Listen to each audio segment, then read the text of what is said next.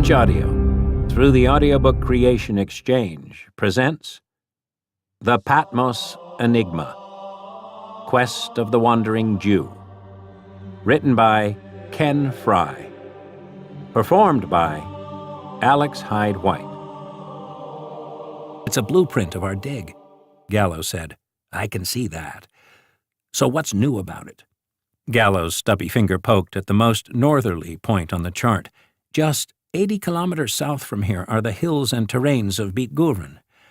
As you know, much of our excavation has been concentrated or near the amphitheater, right here at this point.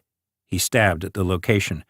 We know from our previous digs that a temple, albeit a small one, existed there until it was razed to the ground, like the Temple of Jerusalem and many others in the same period. Your point being? Rockwell growled. As professor of ancient and religious history and in charge of all things archaeological, he didn't need lessons. My point is, I had a phone call earlier this morning from Joshua. He has discovered a mass of bones and an item he got excited about. He needs us to go there and examine them. You should have told me earlier. What are we waiting for? Let's go. The jeep, driven by Gallo, barreled its way at speed down the main highway. Why's Josh getting excited over a pile of bones and a few religious bits? He must have seen enough in his time. Julian? No idea, but boy, he sounded excited. All he said was this find was different from the usual. We've had plenty of false alarms before. I hope this isn't one of them. The conversation came to a natural break, and they sped on in silence. An hour had passed before the jeep finally rolled into the site's parking area. The three leapt out and were greeted by an excited-looking Joshua Agar, the site and excavation supervisor.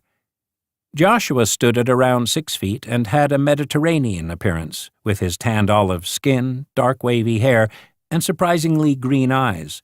He shook hands with vigor and began to explain the nature of the discovery. This way, please. He led them through rough paths and over low stone walls that were being excavated, revealing themselves after more than 2,000 years of neglect.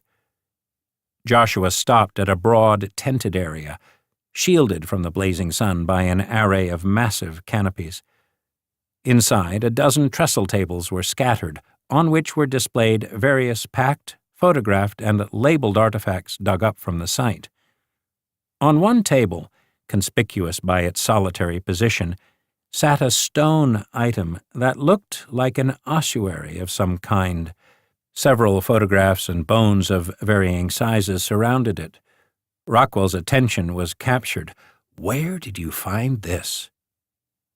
In an area where there was an altar of some sort, wedged under a solid flat stone slab. My guess is that it has remained that way for 2,000 years or so. It looked undisturbed and must have been there since the time it was placed. Rockwell picked up the ossuary, and at once he saw letters or figures etched into the stone. He produced a lens and peered at the markings long and hard. For a fraction of time, the hairs on his arms bristled. He gave a long, low whistle. Gallo remained expressionless. What do you think it is? It's a mixture of words and symbols, some Coptic, others Aramaic. I'll tell you quickly, offhand, and without real investigation, what it says and suggests before we open it. This is it.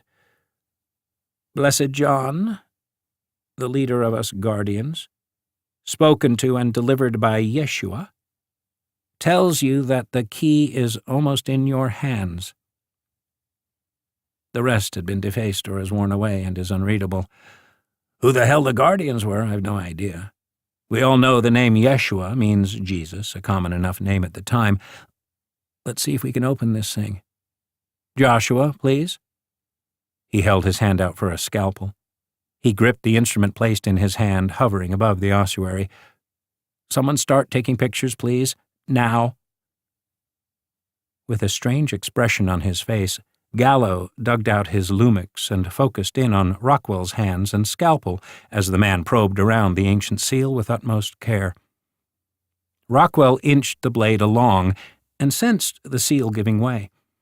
He couldn't help but marvel that someone had sealed it centuries ago, and here he was opening it for the first time. He stood back and looked around. "This really scares me, this sort of stuff." By now the word had spread, and a horde of archaeology students had gathered round to witness the event.